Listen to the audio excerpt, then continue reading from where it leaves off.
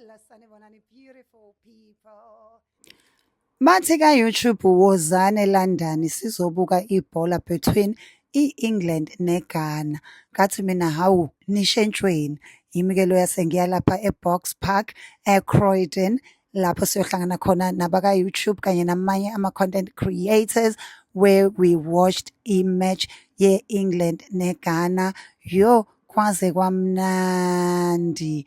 Kwaze kwamnandi. Uyazi ukuthi angiyena nomuntu webhola kodwa nje just to be in a fan park. Niyakhumbula nani nange-World Cup ise-South Africa ukuthi e-fan cup kwakuya ngisho esinedolo. Nami-ke ngithe angeke ngize ngiphuthelwe sengimenyiwe. Kwaze kwamnandi and it was so electric. I-atmosphere yakhona ayikho into ongathi ukhala ngayo. Uyabazi-ke abaka-YouTube ukuthi uma bekumemile awuzisoli ukuthi yini ekwenze waya emcimbini. Sesifika nje kwathiwa nawo ama-jacket, khetha omthandayo onjengofishi. Hhayi-ke nami ngase ngiyakhetha-ke yami i-jacket engiyithandayo. Ngathi sengiyikhethe kwathiwa hhayi awukaqedi. Siyahamba-ke manje siya lapha kuma-customization station la uzofike ukhethe ama-stickers ozowafaka uhlobise ijakhethi yakho ukuze ingafani neyamuntu emhlabeni. Hhayi-ke ngabe sengenze njalo-ke nami-ke ngathatha ama-sticker ngahlobisa ijakhethi yami. Ngathi we mathenji na ngabe ngibone oba. It was so difficult to choose kodwa ukuthi ngi-choose amaphi ama-sticker cause wonke abe mahle futhi wonke nje abehalisa. Hhayi-ke ngase ngithi yazini ake ngenze ezibukwayo ngibatshengise ukuthi kwakwamashu mina. Ngathi yazini ake ngihambe ngiyobuka kulawa abekiwe ayi-inspiration ukuthi yini ebukeka kahle ikuphi. Hhayi ngathi ngiyabuka ngathi no man, I need to put my own jijingi. Hhayi-ke ngabe sengenza njalo-ke. Nayo-ke sengiyihlobisile ijakhethi yami. Let me know what you think in the comment section. Don't worry, ngisazohamba ngiyoyenza professional. Lana-ke ibisiqediwe isiyenziwe kahle professionally. Yashiselwa kahle into zakhona ukuthi ngeyisasuka. Hhayi, I am very, very happy with it. I was confused with which color to choose. Let me know ukuthi wena ubuzokhetha muphi ukhala. But ngigcine ngithi no, angithathe wona lo because number one umesha u-YouTube okuwona ongimemile la.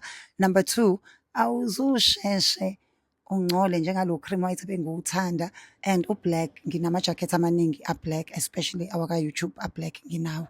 So hhayi-ke ikhona nekhona ukuthi uyalihamba khona ama-gift.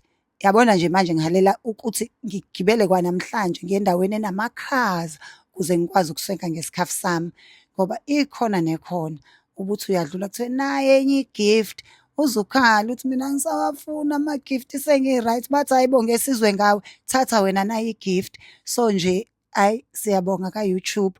Guys, nina nisahleli nithi anifuna ukuba ama-content creators. Ngiyanitshela mina ngithi kumnandi ka-content creation kodwa hlalani-ke thina sizoyitapela nje ama-gift. So lo swamenywa sodwa ngoba nina niyasaba ukwenza i-content creation. Nithi nisaba abangani benu. Yana-ke bese kwenziwa izinto ey'formal-ke yabo. Sizenza nje into eyi-serious nathi. Hhayi-ke ukusifida-ke bebesifide ngazi ukuthi khona obatshela ukuthi asidle makithi. Ubuthi ujikalele khona nakho ukudla kuphela u-15 minutes kuphinde kufike abanye balethe okunye ukudla. The food was so good and jollof angibange ngisakwazi nokuyi-enjoya cause ifike sengisuthi. Sengidle kakhulu but the food was just number one. Food, drinks, non-stop. And it was just such a great experience. Let me know in the comment section, did you watch football between England and Ghana? And what were you supporting? Mina, I supported England because I have a British passport. I am a British citizen, so ngisupport i-country engondlayo. Plus, bengi-invitwe abantu base-Britain ukuthi ngiyobona kwi-fan park. Uzozwa-ke sebethi bengisupport i-England ngoba nakhu ngingayifuni iGhana ngoba nakhu sithi yabahambe. Cha, akunjalo. I am a British citizen. Ngisupporta i-country engondlayo njengoba nabahlala eSouth Africa fanele bebesupport iSouth Africa kodwa-ke bedecide-ile bona bathi bazosupporta amanye ama-country.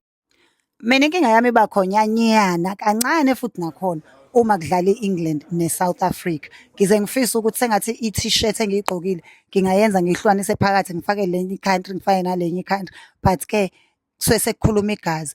Lithi igazi owakuphi, wazalwaphi, inkaba yami ise-South Africa. So South Africa will always be first, and I hope bangahlangani kwi-World Cup cause angifuni badlale bobabili. Ngiye ngithande nje mebedlala ngokuhlukana. Which country are you supporting and which country do you think is gonna win? Let me know in the comment section. Kulungile-ke, bye.